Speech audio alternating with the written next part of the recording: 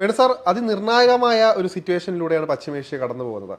അതായത് ഇറാനെ ആക്രമിക്കാൻ ഇസ്രായേൽ ഒരു പക്ഷത്ത് നിന്ന് ശക്തമായി ആക്രമിക്കുന്നുണ്ട്. അതുപോലെ തന്നെ അമേരിക്ക വലിയ പദ്ധതികൾ മെനയുന്നു. എനിക്ക് തോന്നുന്നു പെൻറ്റഗണിലടക്കം ചർച്ചകൾ, നീണ്ട ചർച്ചകൾ, അതുപോലെ തന്നെ വൈറ്റ് ഹൗസിലെ സിറ്റുവേഷൻ റൂം എന്ന് പറയപ്പെടുന്ന അവിടെ നീണ്ട ചർച്ചകൾ നടന്നുകൊണ്ടിരിക്കുന്നു. ഇപ്പോൾ ഇറാനെ ആക്രമിക്കാനുള്ള പദ്ധതികളെല്ലാം പൂർത്തിയായി കഴിഞ്ഞു. ഇനി ട്രംപിന്റെ അനുമതി മാത്രം മതി എന്നുള്ള കാര്യങ്ങളാണ് റിപ്പോർട്ടുകൾ വരുന്നത്. അങ്ങനത്തെ ഒരു റിപ്പോർട്ടുകളാണ് അമേരിക്കയുടെ ഭാഗത്തു നിന്ന് വരുന്നത്. എന്തായാലും ഖമേനിയെ ലക്ഷ്യമാക്കിയാണോ ട്രംപ് പറയുന്നു, ഖമേനി നമ്മുടെ എതിരാളിയല്ല, അല്ലെങ്കിൽ ഇപ്പോഴത്തേക്ക് വിട്ടേക്കുന്നു എന്ന് പറയുന്നെങ്കിൽ പോലും ഒരു ശാശ്വത പരിഹാരം ഇസ്രായേലും അമേരിക്കയും ഇപ്പോൾ ഇതിന് തേടുന്നുണ്ട്. അതിനൊരു പരിഹാരം ഖമേനി മാത്രമാണ്. അങ്ങനെ ഒരു വലിയ സിറ്റുവേഷനിലേക്കാണോ കാര്യങ്ങൾ പോകുന്നത്?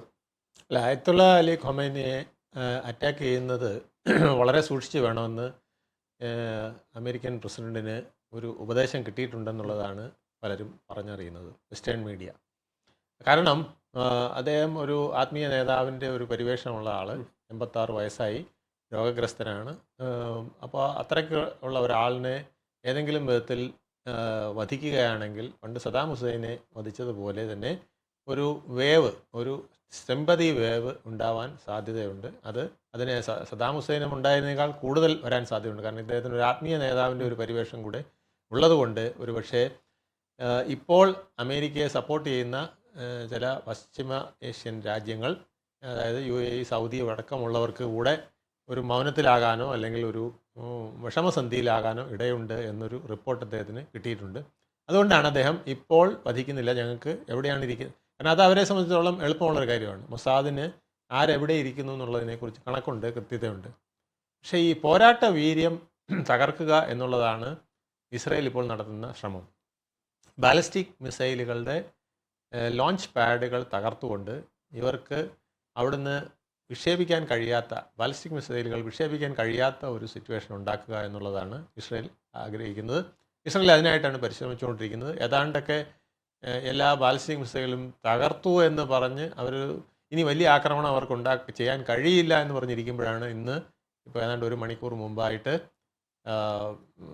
അവരുടെ ടെൽ-അവീവിലെ ഹോസ്പിറ്റലും അടക്കം പല കേന്ദ്രങ്ങളിലും 20ഓളം മിസൈലുകൾ അയച്ചു എന്നാണ്. അതിൽ ഹോസ്പിറ്റലിൽ പതിച്ചത്, അവിടുത്തെ മെഡിക്കൽ സെൻറ്ററിൽ പതിച്ച മിസൈൽ എന്ന് പറയുന്നത് വളരെ ഗുരുതരമായ ആഘാതങ്ങൾ ഉണ്ടാക്കിയിട്ടുണ്ട്. ഏതാണ്ട് 1000ഓളം അമേരിക്കൻ പട്ടാളക്കാർ അവിടെ ഇസ്രായേലിൻ്റെ പട്ടാളക്കാർ അവിടെ ചികിത്സയിൽ കഴിയുന്നുണ്ട്. ആ സ്ഥലത്തേക്കാണ് പതിച്ചിരിക്കുന്നത്. മറ്റൊരു കെട്ടിടത്തിന് ഏതാണ്ട് സാരമായ കേടുപാടുകൾ പറ്റിയിട്ടുണ്ട്. ആ കെട്ടിടത്തിലുള്ളവരെ പുറത്തെടുക്കാൻ കഴിയാത്ത വിധത്തിലുള്ള ഡാമേജുകൾ വന്നിട്ടുണ്ട്. എത്ര പേര് കുടുങ്ങിയിട്ടുണ്ട്, എവിടെയൊക്കെയാണെന്നുള്ളതൊക്കെ സെർച്ച് ചെയ്യുന്ന വിധത്തിലുള്ള പ്രശ്നങ്ങൾ നടന്നുകൊണ്ടിരിക്കുകയാണ്. അപ്പോൾ ഈ ആക്രമണം ഇങ്ങനെ നീണ്ടു പോകുന്നത് US-ന് ഇതിലേക്ക് ഇൻ്റർഫിയർ ചെയ്യാനുള്ള ഒരു കാരണമായി മാറുമോ എന്നും ഇപ്പോൾ വെസ്റ്റേൺ മീഡിയ റിപ്പോർട്ട് ചെയ്യുന്നുണ്ട്. ഇങ്ങനെ പോയാൽ ഇസ്രായേലിൻ്റെ കയ്യിൽ ഈ യുദ്ധം പൂർണ്ണമായി നിന്നില്ലെങ്കിൽ US കൂടെ രംഗത്തിറങ്ങേണ്ടി വരും. മിക്കവാറും 1-2 ദിവസത്തിനകം US-ന് അതിന് തയ്യാറാകേണ്ടി വരും എന്നാണ് പറയുന്നത്. അതിനായിട്ട് US-ൻ്റെ ആർമി ജനറൽ അതിന് സമ്മതി നൽകി കഴിഞ്ഞു. നമ്മളിതിനകത്ത് ഏറ്റവും പ്രത്യേകിച്ച് എടുത്തു പറയേണ്ട ഒരു കാര്യം, ടെൽ-അവീവിലടക്കം കൃത്യമായ ഒരു ആക്രമണം നടത്തുന്നു. അതുപോലെ തന്നെ ശക്തമായ ഭാഷയിൽ തന്നെയാണ് ഇറാനും തിരിച്ചടിച്ചുകൊണ്ടിരിക്കുന്നത്. അവരുടെ ആത്മവിശ്വാസം എന്താണെന്ന് മനസ്സിലാവുന്നില്ല. വല്ലാത്ത രീതിയിൽ തിരിച്ചടിക്കുന്നു. മാത്രമല്ല, നമുക്കറിയാം US അടക്കമുള്ളവർ അവരുടെ ഇസ്രായേലിനൊപ്പം ചേർന്നു. G7 അടക്കം ഇറാനെതിരെ നിൽക്കുന്നു. മാത്രമല്ല, ഇന്ത്യ അടക്കമുള്ള തീരുമാനങ്ങളും നിർണായകമാവും. ഒരുപക്ഷെ അത് ഇസ്രായേലിനൊപ്പം തന്നെയാണെന്നെല്ലാം പറയാം. ആ ഒരു ഘട്ടത്തിലും എന്തുകൊണ്ട് ഖമേനി അടക്കമുള്ളവർക്ക് ഇത്രയൊരു തിരിച്ചടിക്കാനുള്ള ഒരു പ്രേരണ നൽകുന്നു? ഇസ്രായേലിനെ കടന്നാക്രമിക്കാൻ ഇത്രയും ശക്തമായ ഭാഷയിൽ എനിക്ക് തോന്നുന്നു ഇതിന് മുമ്പേ അടിച്ചിട്ടുണ്ടോ എന്ന് പോലും എനിക്കറിയില്ല. എന്നാൽ പോലും അവർ കൃത്യമായി തന്നെ ഇസ്രായേലിനൊപ്പം തന്നെ കട്ടയ്ക്ക് എന്ന് പറയുമ്പോൾ തിരിച്ചടി നൽകുന്നുണ്ട്. എന്ത് ആത്മവിശ്വാസമായിരിക്കും അവർക്ക് ഇതിനും മാത്രം? ഇറാൻ പ്രതീക്ഷിച്ചിരുന്നത് ഒരു മാസം അല്ലെങ്കിൽ 2 മാസം കൂടെ കഴിഞ്ഞിട്ട് ഇസ്രയേലോ അല്ലെങ്കിൽ USA വന്നാൽ അന്നേരം കൈകാര്യം ചെയ്യാമെന്നുള്ള രീതിയിലാണ് നിന്നിരുന്നത്. കാരണം അപ്പോഴേക്കും അണുബോംബ് കൈവശമാവും. അത് കഴിഞ്ഞാൽ ഈ ബാലിസ്റ്റിക് മിസൈലുകൾ ഇങ്ങനെ ധാരാളം ഉണ്ടാക്കി വെക്കുക എന്നുള്ളതായിരുന്നു അവരുടെ പരിപാടി. അതിൽ റഷ്യയുടെ ടെക്നോളജിയാണ് അവർ യൂസ് ചെയ്തിരിക്കുന്നത്. എന്നാലും ഇന്ത്യയുടെ ഹെൽപ്പ് അതിനകത്ത് ഉണ്ടായിരുന്നുവെന്ന് കേൾക്കുന്നു. അപ്പോൾ ബാലിസ്റ്റിക് മിസൈലിൻ്റെ ഒരു ശേഖരം അവരുടെ കൈവശം നേരത്തെ ഉണ്ട്. അവർ 2024 ഇസ്രായേൽ ഇതിനിടയ്ക്കൊന്ന് ആക്രമിച്ചല്ലോ. ആ ആക്രമണത്തിൽ അവർക്ക് അതുപോലെ തന്നെ ആണവ കേന്ദ്രങ്ങളെയൊക്കെ ലക്ഷ്യമാക്കിയാണ് അന്ന് ആക്രമിച്ചത്. പക്ഷേ അന്ന് അവർ പതുങ്ങിയിരുന്നുള്ളത്. ഇസ്രായേൽ ഇതുപോലെ ആക്രമിച്ചപ്പോൾ തിരിച്ചടിക്കാനായിട്ട് തിരിച്ചടിക്കാനായിട്ട് കുറച്ച് ഡ്രോണുകളൊക്കെ വിട്ട് ഇനി ഞങ്ങൾ അടിച്ചാൽ തിരിച്ചടിക്കും എന്നൊക്കെ പറഞ്ഞൊന്ന് നിർത്തി. അപ്പോൾ ഇസ്രായേലിനും അന്ന് ഇങ്ങോട്ട് കോൺസെൻട്രേറ്റ് ചെയ്യാൻ പറ്റാത്തൊരവസ്ഥയായിരുന്നു. കാരണം ഹമാസിൻ്റെ പോര് അവിടെ ഭയങ്കരമായിട്ട് നടക്കുന്നു. അപ്പോൾ ഇസ്രായേലിൻ്റെ ഒരു അറ്റാക്ക് കൂടെ വന്നു കഴിഞ്ഞാൽ വലിയ പ്രശ്നമാകുമെന്ന് അവർക്കറിയാം. അതുകൊണ്ട് ഹമാസിനെ, ഹൂത്തികളെ എല്ലാം കൈകാര്യം ചെയ്ത് അവസാനിച്ചിട്ട് ഇസ്രായേലിലേക്ക് വരാം, അത് എന്നായിരുന്നു അവരുടെ കണക്കുകൂട്ടൽ. അത് ഇപ്പോൾ അതിനുള്ള സമയമായി എന്ന് വിചാരിച്ചിട്ടാണ് അവർ ആക്രമണം തുടങ്ങിയത്. അപ്പോൾ ലെബനനിൽ അതുപോലെ തന്നെ അവരുടെ വരുതിയിൽ നിർത്തുക ഒക്കെ കഴിഞ്ഞ് അവർ ഇങ്ങോട്ട് വരാനാണ് ഉദ്ദേശിച്ചത്. ആ ശ്രമം അവർ തുടങ്ങിയത് ഇസ്രായേലിൻ്റെ ഒരു കോൺഫിഡൻസ് ഉണ്ടായിരുന്നു. 1 മാസമോ 2 മാസം കഴിഞ്ഞാൽ അണുബോംബ് ഇറാൻ്റെ കൈവശമെത്തും, അതിന് മുമ്പായിട്ട് ഞങ്ങൾക്ക് അവരെ അടിച്ച് നിലം പരിശാക്കാമെന്നുള്ളത്. പക്ഷേ അവരൊരിക്കലും പ്രതീക്ഷിച്ചില്ല. അതിനായിട്ട് അവർ ഇറാൻ്റെ വ്യോമ പ്രതിരോധ മാധ്യമത്തെ തകർത്തു. പ്രധാനപ്പെട്ട ആർമി സെൻറ്ററുകൾ, ഡിഫൻസ് ഏരിയ, അതുപോലെ തന്നെ പ്രധാനപ്പെട്ട ആർമി തലവന്മാർ, ശാസ്ത്രജ്ഞന്മാരെല്ലാവരെയും വധിച്ചു. അപ്പോൾ അവരുദ്ദേശിച്ചത് ഏതാണ്ട് മോറലി അല്ലെങ്കിൽ അവർ കറേജ് എന്ന് പറയുന്നത് അവർക്ക് ഇല്ലാത്ത വിധത്തിലായി പോകുമെന്നാണ്. പക്ഷേ അവരുടെ ധൈര്യം കൂടുകയും അവർക്ക് പോരാടാനുള്ള ആവേശം കൂടുകയുമാണ് ഇപ്പോൾ ചെയ്തതെന്നുള്ളതാണ് അവരുടെ ഇപ്പോഴത്തെ നീക്കങ്ങളിൽ നിന്ന് മനസ്സിലാകുന്നത്. ഇപ്പോൾ ഇസ്രായേലിനെ സംബന്ധിച്ച് ഏറ്റവും നിർണായകമായിട്ട് വേണ്ടത് അവർക്ക് ആണവ പദ്ധതി അവരെ അല്ലെങ്കിൽ കരാറിൽ കൊണ്ടുവരാനാണ് US തീരുമാനിക്കുന്നത്. അതുപോലെ തന്നെ ഇസ്രായേലിനെ സംബന്ധിച്ച് ഇതെങ്ങനെയും നിർത്തലാക്കുക എന്നുള്ള രീതിയിൽ. അപ്പം പെർമനൻ്റ് ആയിട്ടൊരു സൊല്യൂഷൻ അവർക്ക് അത്യാവശ്യമാണ്. ഈ ഒരു ഘട്ടത്തിൽ അടിച്ചാൽ മാത്രമേ ഇനിയിപ്പോൾ വീഴുകയുള്ളൂ, അല്ലെങ്കിൽ അവർ കൂടുതൽ ശക്തരാകും. അല്ലെങ്കിൽ ഈ ഇപ്പോൾ അയച്ചിരിക്കുന്ന മിസൈലിന്റെ അറ്റത്ത് ഒരു അനുഭവം ഉണ്ടെങ്കിൽ തെൽഅവീവ് മാത്രമല്ല, ചിലപ്പം ഇസ്രായേൽ മൊത്തം തകർന്നു പോകും. അതാണ് അവരെ ഭയപ്പെടുത്തുന്നത്. കഴിഞ്ഞ ദിവസം പോലും ഈ ഒരു ഫോർദോ പറയുന്ന ന്യൂക്ലിയർ സൈറ്റ്, ഏറ്റവും പ്രധാനപ്പെട്ട സ്ഥലം, ഈ ആണവ സമ്പുഷ്ടീകരണത്തിന് അവിടെ പോലും ഒരു പോറൽ പോലും ഏൽപ്പിക്കാൻ ഇസ്രായേൽ മിസൈലുകൾക്ക് സാധിച്ചില്ല എന്ന് പറഞ്ഞു. അതിന് അമേരിക്കയുടെ ബങ്കർ ബസ്റ്ററുകൾ തന്നെ വേണമെന്ന് പറയുമെങ്കിൽ പോലും അതിനൊരു ശാശ്വത പരിഹാരം ഇതുവരെയും കണ്ടെത്താൻ ഇസ്രായേലിനോ അമേരിക്കയ്ക്കോ ഒന്നും സാധിച്ചിട്ടില്ല. അതിനൊരു പെർമനന്റ് സൊല്യൂഷൻ അല്ലേ കണ്ടെത്തേണ്ടത്. ഇപ്പോൾ ഇവർ ഈ ഒരു അറ്റാക്കുകളൊന്നും ഇറാനിന് പൊടി പോലും ആകില്ല എന്നുള്ളൊരു കാര്യം കൂടെ അതിൽ വരുന്നത്. അതിനാണ് അമേരിക്ക ഈ രംഗത്തേക്ക് വരണമെന്ന് നെതന്യാഹു പറഞ്ഞുകൊണ്ടിരിക്കുന്നത്. കാരണം ബങ്കർ ബസ്റ്റർ ബോംബുകൾ അവരുടെ കൈവശമില്ല. അപ്പോൾ അതുള്ളത് US-ൻ്റെ കയ്യിലാണ്. അതായത് ഒരു 13,800 കിലോഗ്രാം വരെ വരുന്ന ആ ബോംബുകൾ വർഷിക്കുമ്പം ഇത് ബങ്കറിലേക്ക് കുത്തി ഇറങ്ങി പോയിട്ട് അതിനകത്ത് ചെന്നിട്ടാണ് സ്ഫോടനം ഉണ്ടാകുന്നത്. മറ്റേ ഇപ്പോഴത്തെ സ്ഫോടനങ്ങളെല്ലാം പുറത്താണ് ഉണ്ടാകുന്നത്. അപ്പോൾ ഈ 100 മീറ്ററോ അല്ലെങ്കിൽ 70 മീറ്ററോ ഒക്കെ താഴ്ചയുള്ള കവചത്തിൻ്റെ അടുത്ത് പോലും എത്തുന്നില്ല. പിന്നെ ആ കവചവും കിടക്കുകയാണ്. ആ കവചവും കഴിഞ്ഞാണ് ഇവരുടെ അണുവായുധങ്ങളുടെ ശേഖരം ഭൂഗർഭ അറയിലിരിക്കുന്നത്. അപ്പോൾ അത് അത്തരത്തിലുള്ള ബോംബ് പ്രയോഗിച്ച് ഇത് കുത്തി ഭൂമിക്കകത്ത് ഇറങ്ങി ഏതാണ്ട് ഇതിൻ്റെ ടോപ്പ് ലെയറിൽ വന്നിട്ട് പൊട്ടുമ്പോൾ മാത്രമാണ് ഈ ലോഹപ്പാളികൾ തകർന്ന് അതിനകത്തോട്ട് അണുവായുധങ്ങളുടെ അല്ലെങ്കിൽ യുറേനിയത്തിൻ്റെ ശേഖരമുള്ള സ്ഥലത്തേക്ക് എത്താൻ കഴിയുന്നത്. അതിനാണ് ഇപ്പോൾ ശ്രമിച്ചുകൊണ്ടിരിക്കുന്നത്. അത് വേണമെങ്കിൽ US-ൻ്റെ തന്നെ സപ്പോർട്ട് വേണ്ടി വരും. അതാണ് അവർ ഇപ്പോൾ വിഷമത്തിലായിരിക്കുന്ന ഒരു കാര്യം. അതിനൊരു ശാശ്വത പരിഹാരം കിട്ടാതെ ഈ ഒരു യുദ്ധം കൊണ്ട് അർത്ഥമില്ലാന്നല്ലേ യഥാർത്ഥത്തിൽ. അതുകൊണ്ടാണ് നെതന്യാഹു പറഞ്ഞത് പുറകെ നിൽക്കാതെ മുമ്പ് വന്ന് അടി തുടങ്ങാനായിട്ട് ട്രംപിനോട് പറഞ്ഞത്. ട്രംപ് ആണെങ്കിൽ വളരെ സൂക്ഷിച്ചാണ് നീങ്ങുന്നത്. ട്രംപിന് ഈ യുദ്ധത്തിൽ അവർ ഇടപെടും, പക്ഷേ അത് ജയിക്കുമെന്ന് ഏതാണ്ട് ഉറപ്പ് വരുന്ന സമയത്ത് ഇറങ്ങി ഞങ്ങൾ വന്നു 10 മിനിറ്റ് കൊണ്ട് ഫിനിഷ് ചെയ്തു എന്ന് പറയുന്ന ഒരു മേൽക്കൈയാണ് ട്രംപ് ഉദ്ദേശിക്കുന്നത്. കാരണം ട്രംപിനെ സംബന്ധിച്ചോളം ഞങ്ങളൊരു വലിയ യുദ്ധം നടത്തിയെന്ന് പറയാനും അല്ലെങ്കിൽ നീണ്ടു നിൽക്കുന്ന ഒരു യുദ്ധം നടത്താനും US-ന് താല്പര്യമില്ല. 2 കാര്യങ്ങളാണ്. ഒന്ന്, ഞാനൊരു സമാധാനത്തിൻ്റെ അപ്പോസ്തലനാണെന്ന് ട്രംപിന് സ്ഥാപിക്കണം. അപ്പോൾ വലിയൊരു നീണ്ടു നിൽക്കുന്ന ഒരു യുദ്ധം, ഇപ്പോൾ റഷ്യ നടത്തുന്ന യുദ്ധം ഞാൻ അവസാനിപ്പിക്കുമെന്ന് പറഞ്ഞു, ഹമാസുമായിട്ടുള്ള ഇസ്രായേലിൻ്റെ അടി അവസാനിപ്പിക്കുമെന്ന് പറഞ്ഞ് വന്നാൽ ഞാൻ തന്നെ ഇവിടെ നീണ്ടു നിൽക്കുന്ന ഒരു യുദ്ധം നടത്തിയാൽ അത് മോശമാവുമല്ലോ. അത് അമേരിക്കയുടെ പ്രസ്റ്റേജിന് മോശമാണ്, ട്രംപിൻ്റെ പ്രസ്റ്റേജിന് മോശമാണ്. അപ്പോൾ നിർണായക നിമിഷത്തിൽ ഇറങ്ങി ഒരടി അടിച്ച് ബങ്കർ ബസ്റ്റർ ബോംബൊക്കെ പ്രയോഗിച്ച് അവസാനിപ്പിക്കാനാണ് ട്രംപ് കാത്തിരിക്കുന്നത്. ഇവിടെ പ്രധാനമായിട്ട് ശ്രദ്ധിക്കേണ്ടത് ഇസ്രായേലിലൂടെ ഇനി ഇത് നടപ്പാക്കാൻ പറ്റില്ല. കാരണം ഇറാൻ്റെ കയ്യിലൊരു ആണവ വലിയ ശക്തിയായി മാറിക്കഴിഞ്ഞാൽ നടക്കാൻ പോകുന്നത് ഹൂത്തികൾക്കും അത് പ്രയോജനം ചെയ്തു, ഹമാസിന് അടക്കം അത് പ്രയോജനം ഉണ്ടാകാൻ പോകുന്നു. പാകിസ്ഥാൻ ആണവ ശക്തിയായപ്പോൾ അത് ബ്ലാക്ക് മാർക്കറ്റിലൂടെ ആർക്കൊക്കെ ഉപകാരപ്പെട്ടു എന്ന് നമുക്ക് ചരിത്രം പരിശോധിച്ചാൽ മനസ്സിലാകും. അതുപോലെ ഇറാനിലേക്ക് ഇത് വരുന്നു. അപ്പോൾ ലോകം മൊത്തം പേടിക്കേണ്ട ഒരു കാര്യം കൂടിയാണ്. ഇറാനെ പോലൊരു മത രാഷ്ട്രം കൂടെ വരുമ്പോൾ അതിലൂടെ കടന്നുപോയി രാഷ്ട്രത്തിലേക്ക് ഇത് എത്തുമ്പോൾ അത് ഹാൻഡിൽ ചെയ്യാൻ പോലും പറ്റാത്ത രീതിയിൽ അതായത് കച്ചവടമായിട്ട് മാറ്റുകയാണെങ്കിൽ അത് ലോകത്തെ സാരമായിട്ട് ബാധിക്കുന്ന വിഷയം കൂടിയാണ്. അതിനിപ്പോൾ നിലവിൽ അമേരിക്കയ്ക്ക് മാത്രമേ അതിനൊരു പരിഹാരം കാണാൻ സാധിക്കുകയുള്ളൂ. അതിലോട്ടൊരു പൂർണ്ണ സപ്പോർട്ട് അമേരിക്കയ്ക്ക് മറ്റു രാജ്യങ്ങളിൽ നിന്ന് കിട്ടില്ല എന്നുള്ളൊരു വിഷമം കൂടി എനിക്കിതിനകത്തുണ്ട്. അതുകൊണ്ട് തന്നെ ഇത് പൂർണ്ണമായിട്ടും നിർത്തേണ്ടത്, അതായത് ഇറാനിലെ സിവിലിയൻസിനെ പരമാവധി സംരക്ഷിച്ചുകൊണ്ട് ഇത്തരത്തിലുള്ള ദുഷ്ടശക്തികളെ മാറ്റുക എന്നുള്ളൊരു കാര്യം കൂടി നമ്മൾ പരിശോധിക്കേണ്ടത്. അങ്ങനെ വരുമ്പോഴത്തേക്കും അമേരിക്ക ഇതിനകത്ത് നിർബന്ധിതമായിട്ട് ഇറങ്ങേണ്ടതല്ലേ എന്നൊരു ചോദ്യം. അമേരിക്ക ഇറങ്ങും. കാരണം അമേരിക്കയെ സംബന്ധിച്ചിടത്തോളം ഇപ്പോൾ അവർ ഒരു പുതിയ ലോകക്രമം ഉണ്ടാക്കിയിരിക്കുകയാണ്. പണ്ട് കോൾഡ് വാറിൽ രണ്ട് പക്ഷങ്ങൾ ചേർന്ന് നിന്ന ഒരു ചേരി ഇപ്പോൾ ഇല്ല. ലോകത്തൊരു പ്രതിപക്ഷമില്ല.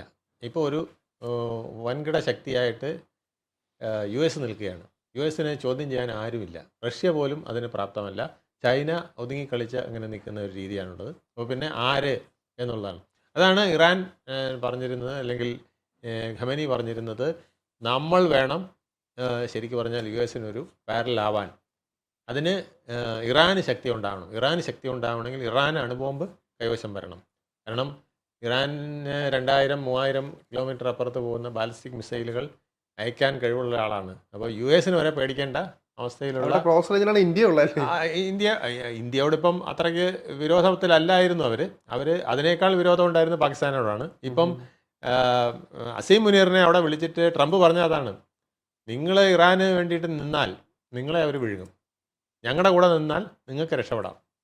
നിങ്ങൾ എന്നാണോ ഇറാൻ്റെ കൂടെ ചേരുന്നത് നിങ്ങൾ അബദ്ധമാണ് കാണിക്കുന്നത്. കാരണം ഇറാൻ നിങ്ങളുടെ ബോർഡറിലുള്ളവരാണ്. അവർ ഇന്നല്ലെങ്കിൽ നാളെ നിങ്ങളെ ആക്രമിക്കും. ബലൂചിസ്ഥാൻ അവരുടെ കയ്യിൽ ആദ്യമേ പോവും. അത് കഴിഞ്ഞിട്ട് പാകിസ്ഥാനെയും കൂടെ അവർ വിഴുങ്ങും. ഇത് സദ്ദാം ഹുസൈൻ പണ്ട് ചെയ്ത പോലെയാണ്. കുവൈറ്റിനെ അടിച്ച പോലെ, അല്ലെങ്കിൽ ഇറാനെ ആക്രമിച്ച പോലെ പിടിച്ച് വിഴുങ്ങുന്ന രീതിയാണ് ഇവർക്കൊക്കെ ഉള്ളത്. അതുകൊണ്ട് ഇസ്ലാമിക രാഷ്ട്രം എന്നും പറഞ്ഞുകൊണ്ട് അങ്ങനെ ഇറങ്ങണ്ട. നിങ്ങൾ മര്യാദയ്ക്ക് US-ൻ്റെ കൂടെ നില്ല്, എങ്കിൽ തനിക്ക് അവിടെ ഒരു പ്രസിഡന്റ് സ്ഥാനം ഞാൻ ഒപ്പിച്ചു തരാം. ഷഹബാസ് ഷെറീഫിനെ തട്ടിയിട്ട് നിങ്ങൾക്ക് അവിടെ പ്രസിഡന്റ് ആവാം, അതിനുള്ള സൗകര്യങ്ങളൊക്കെ കിട്ടും, ഞങ്ങൾക്കൊരു ബേസ് അവിടെ തന്നാൽ മതി എന്നുള്ളതാണ് ഇപ്പോഴത്തെ കരാറ്. ബേസ് കിട്ടിക്കഴിഞ്ഞാൽ ഇറാനെ അടിക്കാനും അവിടുന്ന് പോകാനാണ് എളുപ്പം. അതുപോലെ തന്നെ ഒരുപക്ഷെ ശക്തമായ ആയുധങ്ങൾ കൊടുത്ത് പാകിസ്ഥാനിലെ ഒരു ബേസ്, അല്ലെങ്കിൽ അവിടുന്ന് കരമാർഗം പോലും സഞ്ചരിക്കാൻ കഴിയുന്ന സൗകര്യങ്ങൾ, ഇറാനിലേക്ക് സഞ്ചരിക്കാൻ കഴിയുന്ന സൗകര്യങ്ങളൊക്കെ ഉള്ളതാണ്.